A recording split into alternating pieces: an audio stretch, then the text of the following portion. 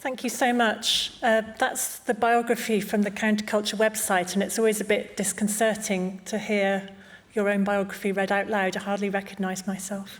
I wanted to thank the two previous speakers, to Diego, and for I so enjoyed bringing some art into the room with us today. And I also wanted to echo and pick up everything you were saying about the vitally important role of artists in disrupting. So artists in the room, please keep disrupting, keep challenging, keep helping us think in different ways. So thank you so much for the invitation to be here today. It's really a pleasure to be back in Helsinki. This is really one of my favourite cities, and I have many warm memories of coming to Helsinki over the years. I had the great good fortune quite early in my career, this is the bit that doesn't make it to the website, to work for the publisher of some of your greatest composers, including Kaija Saariaho, who of course sadly left us last year, Esa-Pekka Salonen and Magnus Lindberg. And through working with them when I was really quite young, I came many times to Helsinki and to Finland, and I met their friends and colleagues in the music business. And what always struck me about those visits, apart from the spectacularly late nights, was both the great collegiality I witnessed amongst people who had basically discovered who they were by growing up as artists together, and also the unquestioned regard that culture seemed to be held in, very unlike the UK, even back then, and this would be back in the 1990s. There seemed to be in Finland at that time a widespread acceptance that culture, the right to a cultural education, and the support of artists was part of the fabric of society and part of what defined you as a nation. I know that things are different now, and that must be hard for you all. They're very different everywhere. I heard on the radio the other day the UK was described as the sick man of Europe. And this was actually about the amount of time taken off sick, which apparently we're best at. But it made me think about all the challenges that the UK cultural sector has faced, including many brought on by ourselves through how we choose to vote, but also including COVID, rising costs, and huge geopolitical uncertainty, all of which will be all too familiar to everyone in this room today. And at times it's felt the UK cultural sector has been on its knees. And it's easy in such times to feel disempowered, frustrated, angry at what we feel we've lost. And culture isn't alone in those feelings. A few months ago, I was talking to my local greengrocer. He was very angry at how things have changed. And as an aside, I happen to know he was a Brexit voter. He came out with this phrase, which has really stuck with me. Nothing is as good as it used to be. Nothing is as good as it used to be. So for our cultural sector now, is that true? And take a moment now to ask yourself, each of you, do you think it's true? And is that the story that we want to be telling about ourselves? So today, in what I'm talking about today, I want to explore two things with you, in the hope that it might stimulate some ideas about what you'd like your story to be, both right now and in the future. And the first thing I'm going to explore is the lessons that have been learnt from elsewhere, some of the things I've observed about navigating difficult change and challenge, some of the pitfalls, some of the things that have worked. And then I'm going to move on to some thoughts about what a better future could look like and the important and difficult work that might need to be done to get there. And I think there should be time for some questions at the end, if anyone has anything. So, what have I learnt? What have I to share from elsewhere about navigating change and challenge? Well, coming from the UK, I feel we have been dealing with challenging times for as long as I've been working in the cultural sector, which is over 30 years now. So we have what I would describe as a bit of a head start. We've learned a lot about dealing with change, but the fact that we're still struggling now in the UK shows there have been many, many things we haven't got right as the world continues to change around us. We have had to adapt, and not all of that, by any means, has been a bad thing. But it has been, and it remains, a bumpy ride. I now work as a consultant with Counterculture Partnership, as you've just heard, working with a really wide range of cultural organisations, mainly in the UK, but also internationally. And in that work, the same questions come up now that always came up. How can we make the finances work? How can we keep doing the things that we're here for? How can we bring our organisations, our staff, our freelance artists, and our audiences through the difficult and painful change that we have to go through now? And more fundamentally, what's our purpose these days? What are we here to do? Who are we here to serve? And why should they care? The question of why anyone should care is an interesting one. 10 years ago, there was a situation in the Netherlands which may possibly be relevant for yours in Finland right now. A new government had introduced significant cuts to the arts budget and major changes to the arts funding processes. Many Dutch organisations, which historically had been very well supported by public money, faced huge pressure, and some of them sought advice from firms like Counterculture and others on fundraising from other sources. And in the UK, for many years, as lots of you will know, the funding of arts organisations has sat somewhere between what I will describe as the European model, and I know there's no one-size-fits-all, but the European model of quite a lot of state support, and then the US model, which is much more kind of private philanthropic support. In the UK, it's completely normal and expected that arts organisations should raise a significant amount of money from other sources, from trusts and foundations, through sponsorship, from donors, through new sources of earned income, and so on. So my colleagues at Counterculture were being asked, how can we do more of that? How can we raise more money from elsewhere? How quickly can we start that happening here in the Netherlands? Sorry, this is 10 years ago. It's a bit confusing with the time. Stick with me. It all comes right in the end. But in the Netherlands at that time, and the organisations I knew then, I observed two things. Firstly, that changing your business model doesn't happen automatically just by wanting it to, or quickly, or without pain. It takes time, and it's a great deal of hard work. And secondly, I saw many organisations go under, or nearly go under, because the generosity of the funding they had received for so many years meant that they had been able to focus on the quality of their artistic work and their artistic direction. And of course, this is what makes art great, and this is what drives anything else that the arts can do. But what I also observed was that these organisations didn't really know anything about who their audiences were, and they didn't know who cared about them. They didn't know why they cared. And so therefore, they weren't able to tap into any wider community of support around them, and there was no larger movement of people prepared to speak up for them.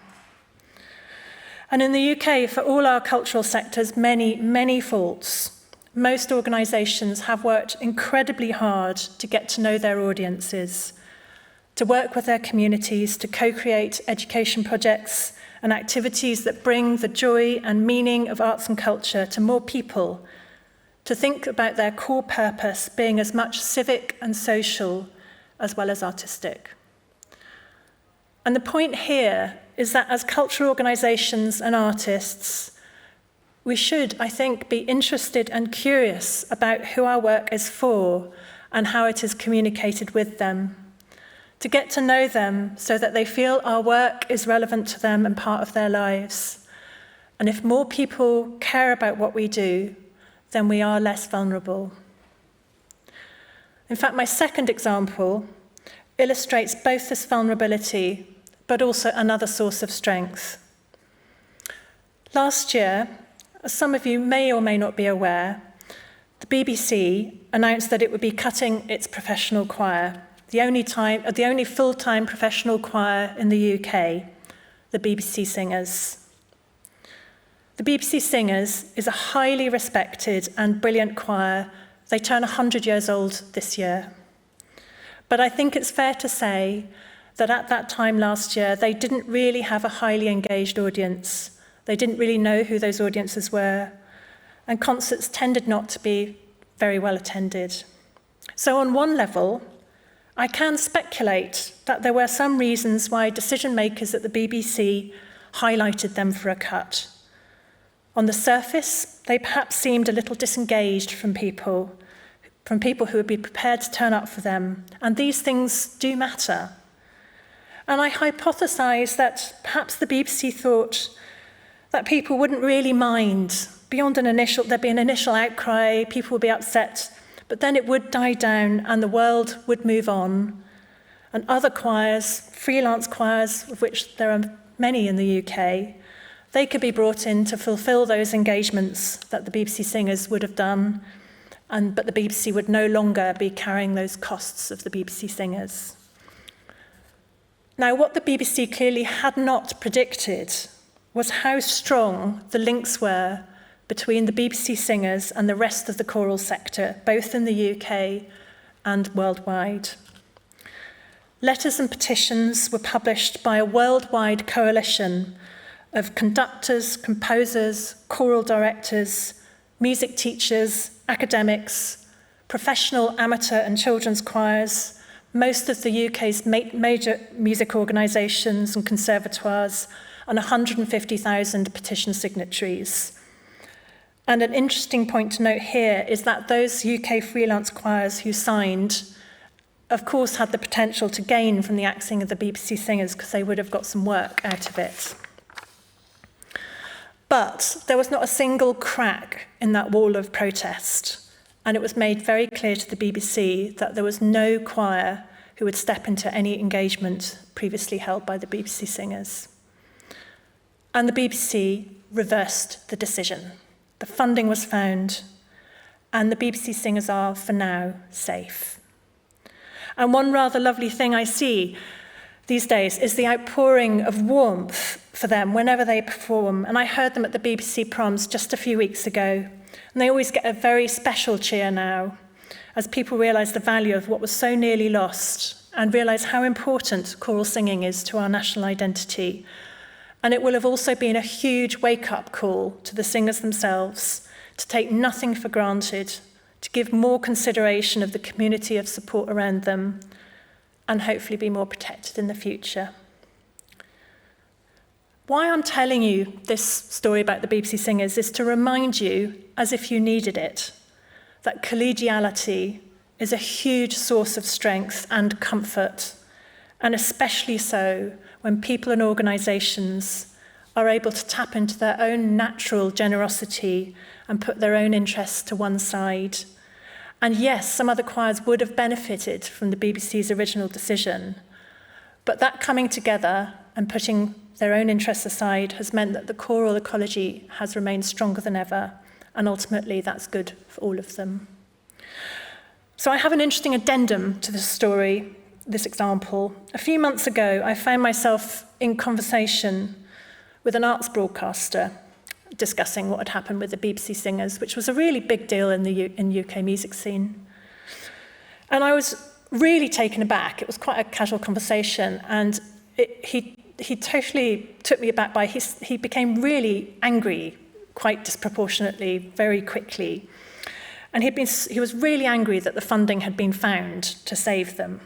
And this person spoke very resentfully of the power of the lobbying that they'd be able to pull together, which had meant that they'd been saved, whilst the budget to save arts programmes, which had also been cut, had not been reinstated.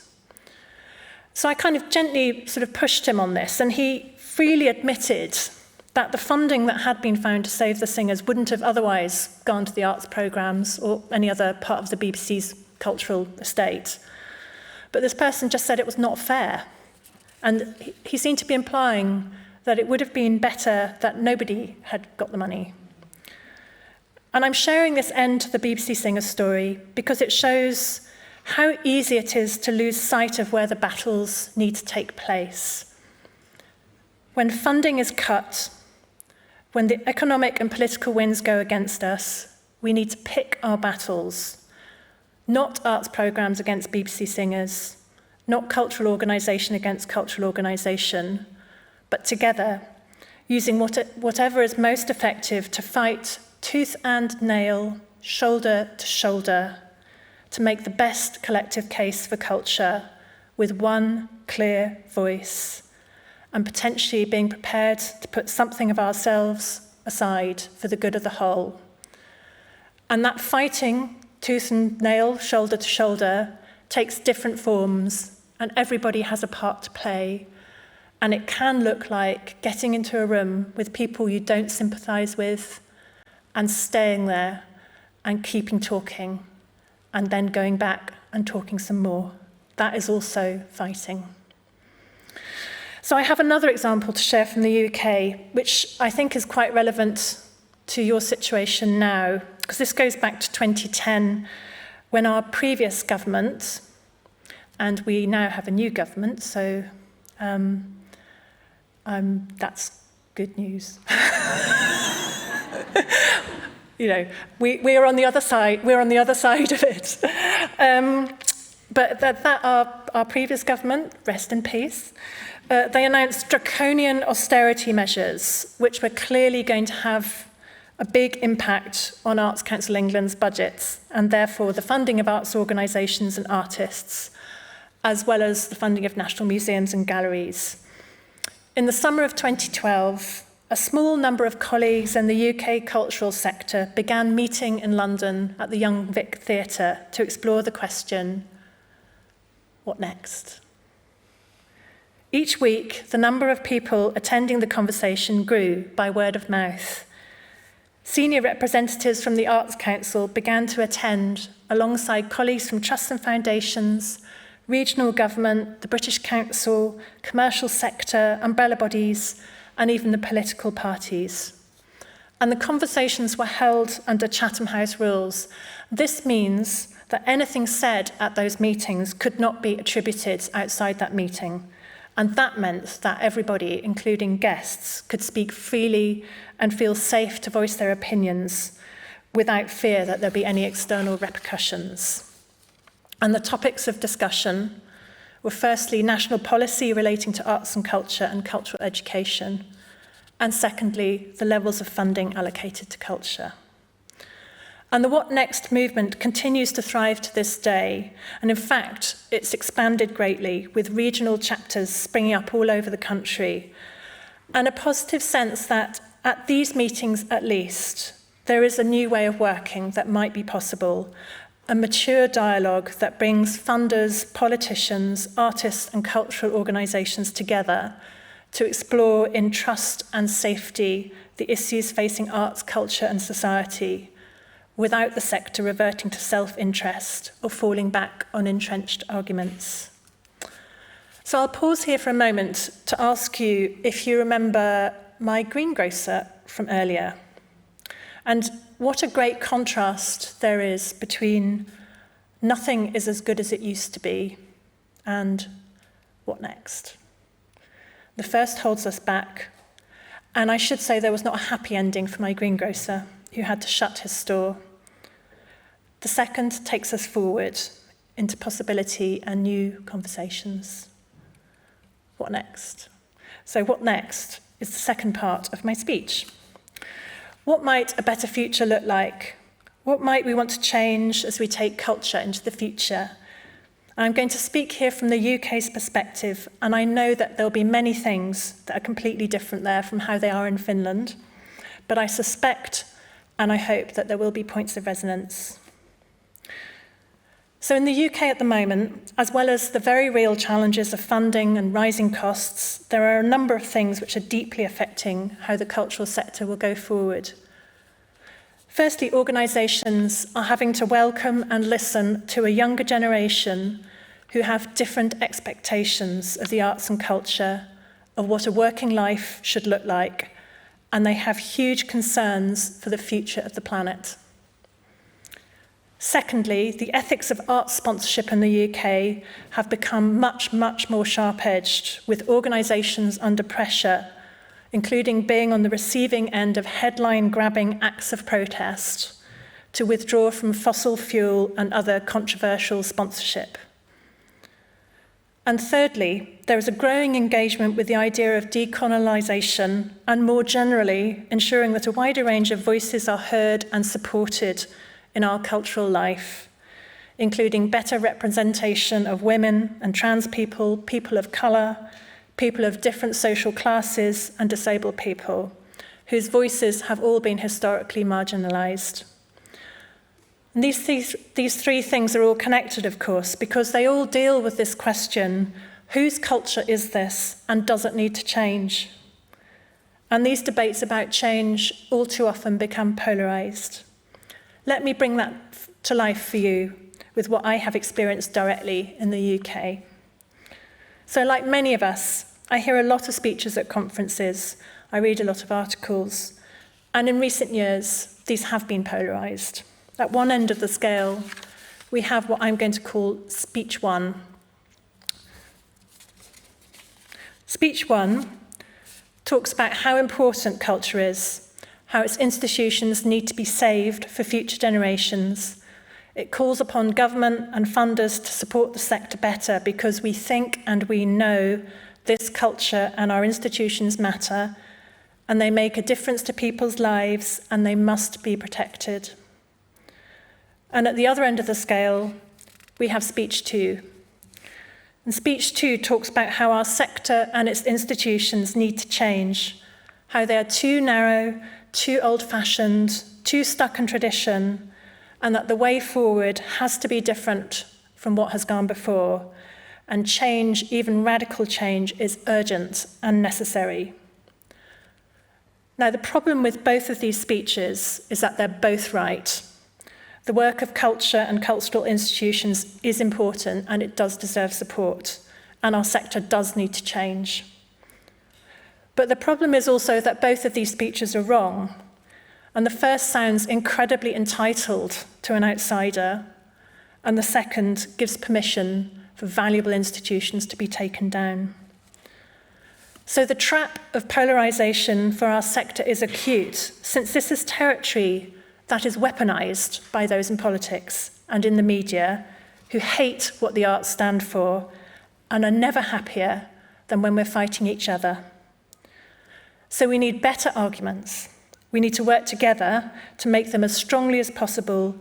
We need to both put aside our differences and, at the same time, confront our differences with courage and care. We need to do two contradictory things both at the same time. Because we need as many people as possible on our side and part of what we do. If more people feel that what we do is for them, that culture in all its forms is part of their lives as their lives are, that institutions will welcome them and be friendly and respectful and not put barriers in their way, then the value of all of our work and culture and the power of the arts themselves will connect with many more people with all the benefits that we know it brings. More people will be on our side, and this is what will get us through the tough times, as it did for the BBC Singers. And I know that culture and its institutions are things that all of us care about deeply, and they are without doubt under threat in the UK, in Finland, in many places. But at the same time, we ourselves can add to that threat in two deeply significant ways. Firstly, by fighting each other. Secondly, by not always realising that the future of our cultural life depends on our becoming more welcoming to more people, through being open and curious about what gets in the way of their engagement and having the commitment to do something about it. It requires us to put ourselves in the shoes of others. It requires me to put myself in the shoes of my greengrocer, who is a voter and a taxpayer, and ask myself, why should he care about what I do, about culture, given everything else that he's dealing with? And the answer, of course, is that culture can give us hope, and it can bring us together, but only if we do it with generosity, curiosity, and a genuine willingness to collaborate, as I've tried to illustrate today. Just last month, a report was published in the UK by the Centre for Cultural Value, supported by the Paul Hamlyn Foundation. And I'm going to share a quote from the report and a comment from the Paul Hamlyn Foundation. The story of the shape of the sector has a choice of possible endings. One is a story of retrenchment, cuts, a focus on the commercial, and acceleration of competition for scarce resources. And another is about setting a clear, shared ambition for an inclusive and regenerative approach, which works for artists and workers, as well as people and planet, and focuses on shared solutions, innovation, and care. I would hope that most of us agree that the second story arc is the preferred one, but we should not underestimate the capacity required to bring this about, the thinking time, the convening as we're doing today, and the commitment to leadership and learning. I have 2 questions that I would like each of you to take away with you today. And these are questions I don't see showing up enough in the UK, and I would really like it if Finland could be better at it than we are. And the first question is, how and who can I help? Whether you're an artist or a decision maker facing some impossibly difficult decisions, or an academic or a policy maker, can you put aside your own individual and urgent needs a little bit to support others? What is the thing that you can uniquely do to help? And the second question is, what is the public story about culture and its future in Finland that we need right now? What needs to change so that everyone understands why it's important? How can we ensure that our story embraces the whole cultural ecology, the freelancers, the organisations, the artists, the municipalities, the researchers, so our public narrative about the future of culture in Finland is clear and coherent? Who are you going to get into a room with to explore that together? I want to end with a quote from Björk. After tragedies, one has to invent a new world, knit it or embroider, make it up. It's not going to be given to you because you deserve it. It doesn't work that way. You have to imagine something that doesn't exist and dig a cave into the future and demand space. It's a territorial hope affair. At that time, the digging is utopian, but in the future, it will become your reality. So we have to dig our caves. Perhaps for Björk, because she's Björk, it's actually a real cave. But for us, mere mortals, it's scary because the future doesn't yet exist. But it is a territorial hope affair to knit a new narrative, stitch by stitch, conversation by conversation, with each other, to make our new reality.